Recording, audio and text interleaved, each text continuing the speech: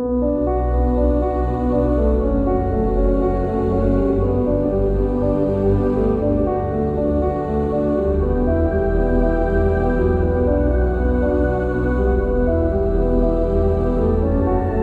tuning into an episode of the Redefining Society podcast, hosted by Marco Ciappelli. Let's face it, the future is now. We live in a hybrid analog-digital society, and we must stop ignoring it or pretending that technology is not affecting us. The line between the physical and virtual worlds has become a figment of our imagination. On it, we are continually performing a dangerous balancing act, juggling convenience, privacy, freedom, security, technology, society, culture, and even the future of humanity. There is no better place than here, and no better time than now to muse on our relationship with technology and how to redefine what society means in this new age.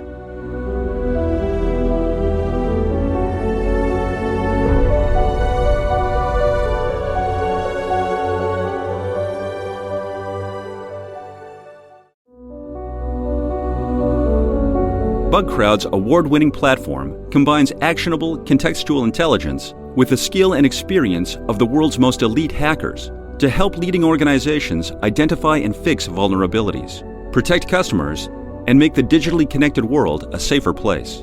Learn more at bugcrowd.com.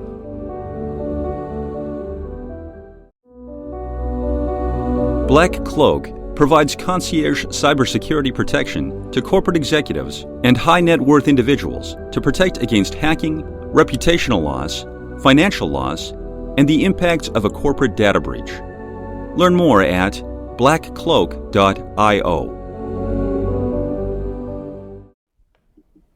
Hello, everybody. Welcome to another episode of Redefining Society podcast. I am very excited today to have with me Dr. Neal Baer. And we were talking before the show, and I was talking about my other podcast, Audio Signal, where we talk about storytelling, because we're here to talk about a book that he wrote, and it's about health and technology and the impact that it has on society. And I think we're going to put our philosophical hats on quite a bit during this conversation.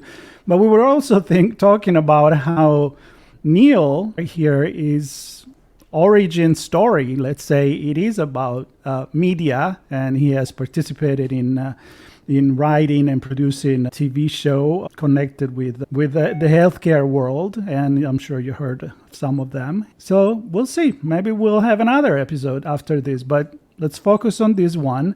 I would like for you to introduce yourself to our audience, and then we'll talk about your book. I'm very curious. Thank you. Well, it's really nice to be chatting with you from New York City. I live in Paris and in Boston. And that's because in Paris, I work now as a TV writer, producer, what's called a showrunner, overseeing some shows, one in Poland, one in Norway. But I did the shows ER, Law and Order Special Victims Unit, for a total of 18 years, the first 7 years of ER, the early years of SVU, 11 years, and then other shows, Under the Dome and Designated Survivor. And I created the first master's degree program in media, medicine, and health at Harvard Medical School, where I teach master's degree students how to tell stories to have a forceful impact on improving health, be it equity, access, well-being. And so we use storytelling to do that. So through any kind of art modality you can think of, from poetry and sculpture to dance and documentary. So my book, The Promise and Peril of CRISPR, comes out of my work as a TV writer, but also as a physician. I'm a pediatrician, and I attended Harvard Medical School. And then while I was on ER and SVU, I was doing my internship in pediatrics at Children's Hospital Los Angeles. So I was very lucky to, explore these different realms for my career, and I brought it all together for the book that I'm doing that was just published by Johns Hopkins, and also for the master's program that I do. So I was really interested in CRISPR because as a pediatrician, I saw very, very terrible diseases like sickle cell disease, adrenoleukodystrophy, Tay-Sachs that affected children and often caused profound pain, certainly with sickle cell disease, and certain death with Tay-Sachs and adrenoleukodystrophy at a young age. And so I was motivated to look at all the treatments that were down the road, in the future, and what we could do now. I'll never forget the night I was on call at Children's Hospital Los Angeles, and I had a patient with sickle cell disease who had been transfused wrongly, unfortunately, because it was buried in an old paper file when we still had paper, medical records, not to transfuse her. And she had been transfused, and so we were, madly trying to save her. Unfortunately, we did with the brilliant help of our attending who came in the middle of the night. But these children suffer horrible pain, strokes often, shortened lifespan. It's a really terrible life. And lo and behold, we were becoming closer and closer to finding a way to treat them and cure them. And that was through CRISPR. And now we can. And so we can cure people with sickle cell disease by editing their genes. And you're getting there because it's an acronym, and I work a lot in cybersecurity, so there is a lot of acronyms, and sometimes people hear them in the news and they don't know exactly what it is. So I did a little research, and I know that it stands for cluster regularly interspaced short palindromic repeats, which honestly to somebody like me doesn't say much. So in a few words, if you had to explain what it is and what it does, yes. and you started talking about the application, so kind of like a 101 on right. CRISPR. Yeah, so CRISPR, really think about when you had a word processor before it automatically fixed your words. Think about how if you typed a word incorrectly like house, H-U-O-S-E. Think about how in DNA we have, 4 letters that code for proteins and everything that is made by our DNA. So that in certain genetic diseases, there may be just a few letters that are off or even one. And that can cause alarmingly awful diseases.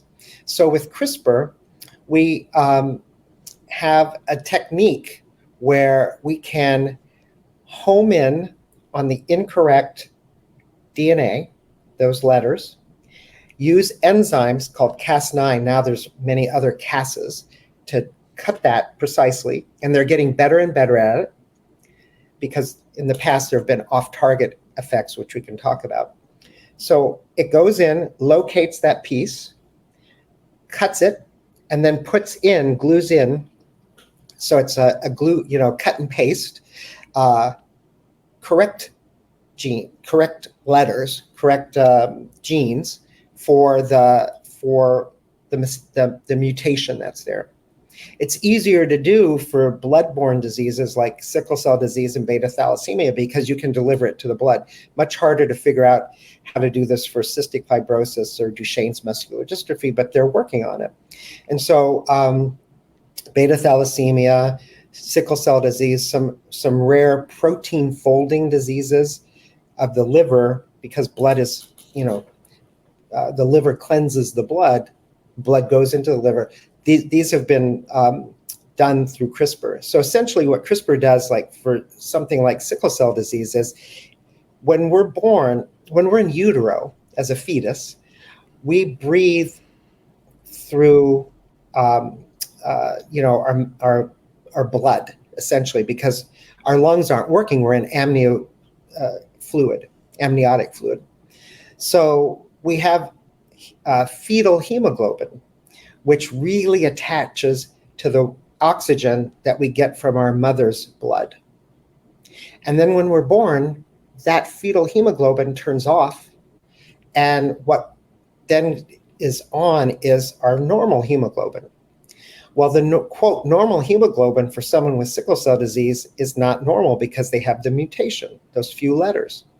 So we have figured out how to turn on that fetal hemoglobin again, and that kind of floods the body with the good hemoglobin, and these people are doing well. Now they have to go through a process of ablation and things like that, but essentially they get their fetal hemoglobin turned back on by CRISPR, by cutting and pasting in the gene that will turn it back on.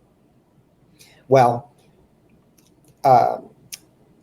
there are 100,000 people in the United States, Black Americans mostly, who have sickle cell disease. Shortened lifespan, life of horrible pain, strokes in children, because the blood is sickles and it gets caught in joints and in arteries.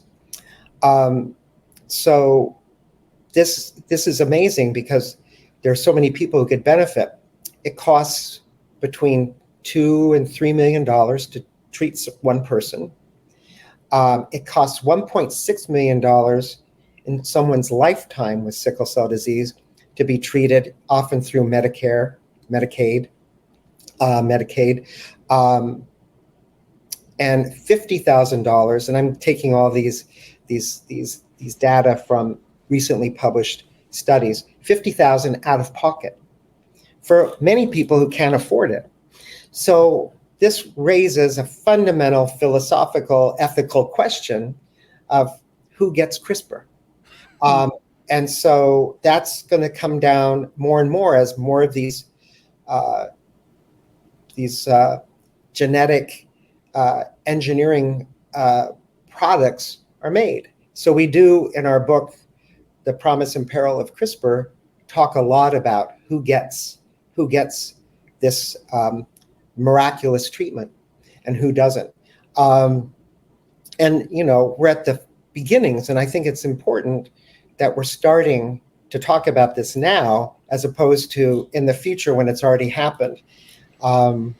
We have a wonderful essay by Ben Hurlbut, who is a professor at Arizona State University, who talks about how often science leads the ethical discussion. So what do I mean by that? Well, in 2015, when there was a lot of discussion first starting about CRISPR, when it had been developed by Jennifer Doudna and Emmanuel Charpentier of France, who won the Nobel Prize for it, there was agreement that we shouldn't do a certain kind of editing, which means we shouldn't edit embryos, which could then pass on the changes to progeny, to their offspring. And so I want to also make clear that there are two kinds of CRISPR. There's somatic and germline. Somatic is what people with sickle cell disease would receive. It is cutting their gene that makes the fetal hemoglobin turn back on. But if they had children, they're not passing on the, quote, non-sickle cell or good gene. They still would pass on the sickle cell trait because they have two copies. That's why they have sickle cell. They got one from their father, one from their mother. And they would definitely pass on one because they have both. And if their partner had sickle cell disease, there would be a much higher chance of them having sickle cell. It would be 50% chance instead of a 25% chance, because the mother, let's say, has two and the father has one, that would be half. So that's somatic. Germline is when we take an embryo before it's developed into a fetus and then a live birth, that if we go that direction, that then that person who's born has had their DNA changed before they're born. And that raises a lot of questions, as you can imagine, about the future, about enhancement and who gets this. And should we start CRISPRing embryos so that we don't have certain genetic diseases anymore. And where do we draw the line between a genetic disease and something like Down syndrome or deafness? And who's going to make those decisions? Right. So that's the difference. One can be inherited, one is not. And almost everyone I know is in favor of the somatic, right? Changing lives that are really tough and suffering versus changing human development or maybe human evolution. And so that's really where that's what the book is about. Like how far. And that's the big question where I said we're probably going to get philosophical here, because there is no way. I had way too many of this conversation about technology and society and put my, sociologist hat on and think philosophy and think every new technology. Let's look at AI. Everybody talks about AI, generative AI. There is the fear, it's going to take jobs. There is the singularity. I just finished reading Ray Kurzweil, The Singularity is Nearer, the new version of his book. And I wanted to bring it up because he talks a lot about, this transhumanism where you optimize the human body. And my question for you was actually going into how different or how connected is the CRISPR with DNA manipulation, and, right. and that's, you went there. So I would like to go a little bit deeper into that, and what are your thoughts on that? Right? Where do we draw the line, and when do we say let's embrace technology and see where we go? Right. Well, let's start with what I said earlier, which is 2015, we talked about societal agreement, consensus. And then Dr. He in China did his experiment on the embryo, which became twins, split into twins. And that's then the academies of engineering, science, and medicine said, well, maybe there are times to do germline editing. After Dr. He did it. And that's what Ben Hurlbut writes about. Maybe there are special circumstances.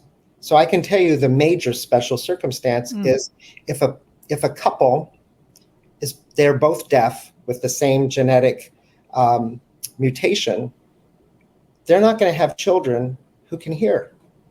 They're going to have deaf children. And so of certain kinds of deafness, not all kinds. So the argument is that if they want to have a hearing child, who are we to say they shouldn't? So we have an essay by Carol Patton from the University of California, San Diego, who is deaf, who said, I don't see deafness, I'm deaf, and I don't see deafness as pathological. I see it as human variation. And we're hearing a lot about human variation. Why? Because we're telling a story right now where we see Gus Walz, Tim Walz, vice presidential candidate, his son, who has some neurodiverse elements. And that's opening our eyes to diversity. So Carol says, who's going to make a decision about deafness? Now, Ben Hurlbut argues that once you go down this path, it's hard to go back. And then what's next? And what's next? And what's next? And so how do you think about something like Down syndrome or different, what diseases like adrenal leukodystrophy or Tay-Sachs, which is always fatal, versus Down syndrome? Who's going to decide where you draw the line? Denmark provides prenatal care and amnio to every woman who's pregnant, and they have a very, very low rate of Down syndrome. So, a lot of people feel like we should eliminate Down syndrome. Should we do that or should we not? And the question is, who's to decide who's valuable as a human being or not? Yeah. And so that's a big question for us to consider. Also, when we start to talk about the promise of CRISPR and say sickle cell disease, which I embrace CRISPR for that, we have to be very careful because we don't know the future. We embraced fossil fuels, and it changed society, it changed our culture, it changed policy, politics, wars. We embraced plastics, and they are ruining the ocean, like something like 20 to 40 billion, tons a year. I mean, just incredible. So, the promise of plastics, the promise of fossil fuel, the promise of nuclear energy. We've seen the Peril, Chernobyl, 3 Mile Island, clogged oceans, dying sea life, climate change. How do we take what we know now about those changes and those, what happened before we jump into CRISPR and AI? And the problem is we don't know. We can't know. It's the future. So how can we be more careful? How can we be more thoughtful about how we approach these things? And that gets into how do we control who gets the pieces to make DNA? There are companies that sell this. There's really not oversight. There's no international oversight.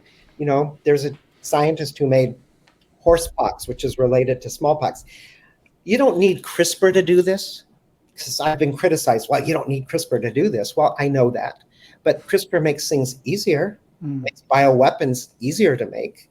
You don't need CRISPR to decide whether to implant an embryo that has Marfan's or sickle cell or whatever. You can go through IVF and eliminate the ones that have the genetic malfunction or the mutation, and then only implant eggs that don't. But that costs a lot of money, and most people can't afford it. So George Church from Harvard, who's a renowned scientist, says maybe we should do editing instead of somatic editing to treat the problem, like sickle cell. We should use germline editing to get rid of these genetic diseases. Now, why do we have genetic diseases? Well, it is evolutionary in many, many, many cases. So for instance, with sickle cell disease, we know if you have sickle cell trait, 1 out of 13 Black Americans do. Why is that? Well, evolutionarily, probably happened about 80,000 years ago. People with the trait are more resistant to malaria. So where Africa has endemic malaria, people started to evolve from the pressure of the malaria. Unfortunately, if you got 2 of those genes, then you died. But if you had 1, which more people have, 1 out of 13 Black Americans, that's a lot. Only 100,000, that's still a lot, have it, 20 million in the world. Then those people are unlucky, but it still helps most people who are exposed to malaria do better. It doesn't prevent malaria. So I think I've read that with Dr. He in China manipulated and mutated the receptor for HIV in this egg that then became twins, because the father in China had HIV, and it's not really clear exactly why he did it. We know more than we used to about it, but there's a lot of stigma about HIV in China. But we also know that it's not very hard, it's not difficult to have a couple have a child where one of the parents or even both have HIV, because we can take the sperm, for instance, and we can make sure that we clean it, so that it doesn't have it's washed, so it doesn't have the HIV, virus. So you don't need CRISPR for it. And there's some evidence that if you mutate that particular receptor, and people who were exposed to HIV in the past who didn't get it were, in a sense, very lucky because they had that mutation. But it may make them more susceptible to things like West Nile virus, we're finding out. So evolution has a process that is affected by the world pressure. And so the pressure of malaria made, we think, sickle cell disease. So, when we're starting to tinker and play with genes and turn things off and on, like, should we make should we use CRISPR to make people, not have, high cholesterol? Well, we know that there are people who have high family cholesterol. Maybe we should take out that gene, but how is that connected to other things? And how is that connected to the evolution of lipids? So we just don't know a lot about that, but we go in at this point and start to cut. So, we have to be careful. And in terms of enhancement, we can't make people stronger, smarter. That's an agglomeration of genes. We can't even make somebody's eye color. It's not one gene, like a lot of these genetic diseases, which is why CRISPR is so amazing for that. But there are things we can do, like we know kids who don't feel pain, who have a genetic mutation. Supposedly, Russia and China are doing research to make soldiers not feel pain. Of course, Captain America. So that's an enhancement. So that's the peril. So as we learn more about what genes control, we could presumably in the future possibly manipulate them and change human evolution. Wouldn't it be great if we could eat grass, like cows, and digest it because of, problems, with food sources and food insecurity. So while evolution takes millions of years to do that one change, and Darwin, we know somebody survived, but two sisters, one develop in one way or another, and you carry the things that work. But as you mentioned, something that may work in Africa during a certain period where malaria is very active, which unfortunately still is, but at the time, but there's always the other side of the coin, right? And we just don't know. So I think the big question here when it comes to technology, advanced technology, nanotechnology, AI, and all of that, whatever you can think, is what you said. It's a balance, and who makes the decision? Because I think that's the key. Like, who makes the decision for others? I mean, I don't want to get political now, but normally there is some people that want to make decisions for everybody else. Well, have you ever heard a politician talk about CRISPR? No, exactly. It's too complicated and it's too whatever, so they say. It is discussed. Believe me, it's discussed at DARPA. Mm-hmm. It's discussed, and there are riders, provisions in laws that say you can't use CRISPR to manipulate embryos like Dr. Hu did. But is that going to really stop somebody? So do you see a role in public discourse, public awareness? I mean, part of your job is to be a science educator and teach to other scientists how to do that. Right. Do you see the value in the democratic decision in public? Yes, I think absolutely. And the challenge is, it's one thing for the academies to say we need societal consensus, and then we start to dig into what does that mean? Like, who's 51%? Like how many, or who's going to sit at the table? Who's going to go to the conference where they have these discussions? Right. Yeah. Is it going to be philosophers? Is it going to be somebody who is, laying pipes? Is it plumbers? Who? It could affect everyone. So how do we think about that? And that's really the challenge of CRISPR and all technology. How do we, we're in a terrible place where people question vaccinations. So we're seeing more whooping cough and we're seeing more measles. And we're pretty good at knowing a lot about measles and whooping cough. We're less good about knowing about COVID because it hasn't been around. It's novel. And so people in general want definitive answers from science. And I think one of the problems we faced with COVID is it wasn't definitive from the beginning. How could it be? It was novel. And so we were learning, and we're still learning about long COVID, and we're still learning about, the variations of the virus mutations, and, what kinds of mRNA vaccinations work best, et cetera. So it's an ongoing process of sciences.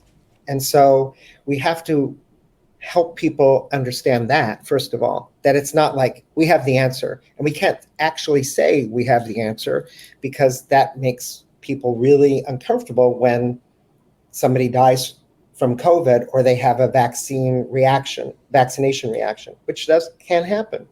So we're in a place, compounded by social media, where there's lots of mis and disinformation about COVID, for instance. And yet, if you talk about measles, we know pretty much the side effects, and we know what measles can do. We know what measles can do to a child, cause encephalitis, all kinds of things. So one is we have to really think about how we teach science, how we talk about science, that science is not just about, it doesn't start when you're, an adult and you can make your own decisions about your healthcare, or as a teenager, you can make it with your parents and your parents make it for you as a child. We have to start teaching about the process of science, the experimentation that's involved in science, what science means, what a hypothesis means in theory, and all of that, and experimenting. We need to teach, and we need to use AI to help people understand it better. There are new ways to look at peer-reviewed articles through Cite and Scholarcy and other platforms that help us really see an article in relation to other articles and see its impact, which is amazing. Yep. I wish I had it when I was in medical school. I know. I wish I had it when I was writing my thesis. Yeah, I had all these little books on endocrinology and pediatrics, and now it's like your cell phone. Yep. Look it up. So it's that's really changed things. Yep. But still, we need to really think hard about where we're going with things. We just can't say, well, science has advanced here with CRISPR, so let's just keep going, especially with germline editing. So that's what I worry about. I've been accused of, saying, well, there are other ways of doing sort of the same things that CRISPR does. That's true. And we should be talking about those things. And and so we bring up these issues that are not open to the public, really. So how do we do that, as you asked? So one way would be, and this is my program at Harvard, is through the arts and humanities. How do we talk about it? So in my show, Designated Survivor, the last season, season 3 on Netflix, deals with CRISPR and how it was being thought to be used to do some nefarious things. So we need to talk about CRISPR, not just as scientists or in academic journals or papers, but in public. And then, of course, because this, social media is democratic, people will talk about it in ways that are not true and scare people. And how do we fight that? Really complicated now with social media. So who are thought leaders that we can, someone like Fauci, we would say, is a scientific thought leader, and yet he's disparaged by the right. And, so how do we think about this? And at least we need to be talking about it. We just can't say, well, I'm going to accept whatever they do because they're scientists. They know what they're doing. Yeah. I wish that were the case. Well, I love how you define, you said science is a process. And I think that's the key, right? We like to think black and white, good and evil, but then there is many color, many shade of grays, and many things between the good and evil. And that's what ethics is all about. And as you started, we never talked about ethics, and philosophy has never been so popular since the classic Greeks, probably.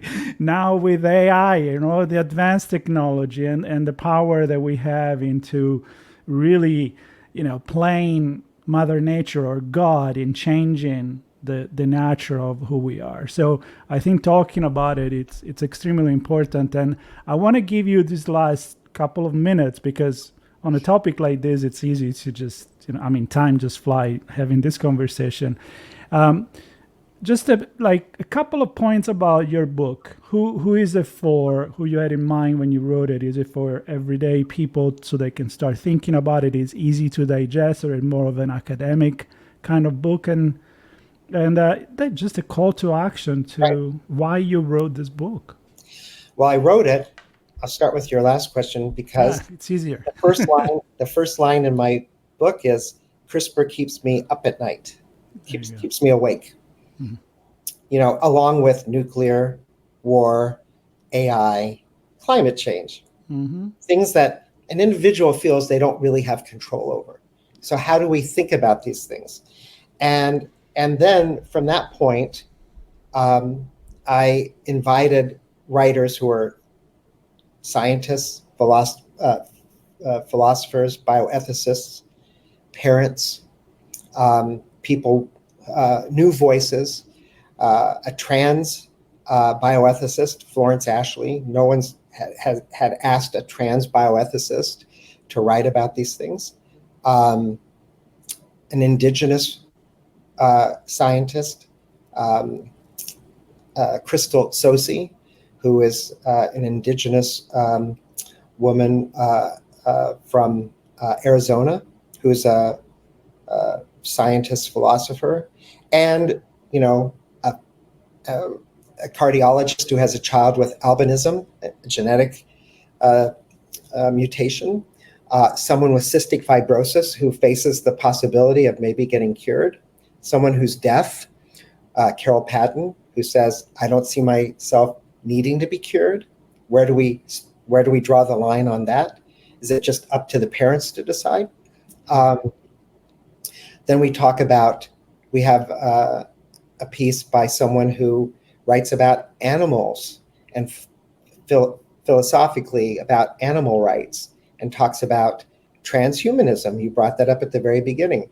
We're implanting human genes, putting them into animals. Should we be making an animal more sentient? Is that possible? What does that mean? Or should we just make chickens that are have smaller and smaller heads and bigger bodies, so that we make chicken, the meat? Where do we stand on how we deal with animals? It is enough to make you vegan when you read his piece about how animals are treated. And we say, well, we want to make human lives better, but what are we doing to animals when we're making kidneys in pigs that can be transplanted because they have human elements? Can we start to transplant emotional things into, then they'll say that's science fiction, but everything's been science fiction before, cars, planes, So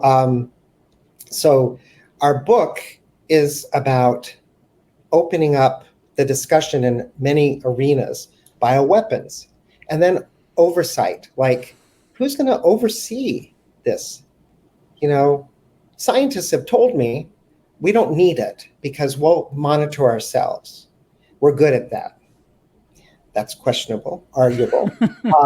And certainly with Dr. He, reading Ben's piece, you really start to wonder, because Ben argues that, or posits that Dr. He did what he did because he was encouraged by some American scientists to go down that road. Dr. He was a fellow and a postdoc in the United States. And he gives a quote. I don't know what universities, I don't know the scientists. I don't think that's necessary for me to know, but he does quote a scientist. He was at a meeting with Dr. He and scientists, and they said, one person said, hire me for your company, but hire me as number 5, because it's going to be too controversial to bring me on as number one or number two. Or they said to him, the person who started IVF, he didn't go down the traditional road of peer review. He announced it in the paper, and he won the Nobel Prize. So it's a complex situation of human aspiration, drive, fame-seeking, being proud, and promoting China, that many elements went into what Dr. Hood did that hadn't really been talked about before until our book, that Ben Hurlbut was privy to. So that's, I think, what's so interesting. It's divided, the book is divided into a number of different topics like oversight and the future, new voices, unheard voices from the past, before, personal stories, new genetics, new eugenics, I should say. Are we about to just keep pushing and pushing to make people not have certain qualities? Who's deciding that? Michael Sandel, who's a professor at Harvard, wrote a piece about 20 years ago in The Atlantic, where he talks about, his worry about there'll ultimately be the enhanced and the normal. And who's going to be enhanced? Are these going to be people who have money? We can't enhance people. As I said earlier, the genetics are way too complicated and too multifactorial. But that doesn't mean that we won't be able to do a lot of things in the future, like make people pain-free, or sleep less, or be, soldiers who have less fear, maybe. There is a good sci-fi movie right there. Well, it was called Gattaca. Many years ago, that, was very prescient about this. Yeah. Wow, I think there is a lot to ponder, a lot to muse, a lot to think about, which it's my way of closing this episode, where I say, if you have more questions now in your head than at the beginning of this episode, I think we did a good job, because thinking is good. And it goes to show that even scientists, if they want to be objective, they realize that there is no final and perfect answers, because we are certainly, what makes us human, I think, is just the fact that we're not perfect, which will raise another question about, is this gen editing truth aimed to make us something that we're not? But I'm not going to ask you this question because it's going to be another hour. Right. I would love for you to come back again. That'd be great. Either talk about this here, because there is so much to talk about, but I'm more interested, in a different, and from a different angle, from a different perspective, I'm interested in the storytelling. Great. And that. So I'll have you back. For everybody listening, there will be link to the book, to Dr. Neal Baer website, and way to get in touch with him. I want to thank you very much. Thank you for your time. It was an excellent conversation. My brain is going a million miles an hour, and I thank you for that. Thank you for having me. Thank you, everybody. See you Stay soon. tuned, subscribe, and I'll see you. And you will hear me on another story on the Redefining Society podcast. Take care. You too. Bye. Black Cloak provides concierge cybersecurity protection to corporate executives and high net worth individuals to protect against hacking, reputational loss, financial loss, and the impacts of a corporate data breach. Learn more at blackcloak.io.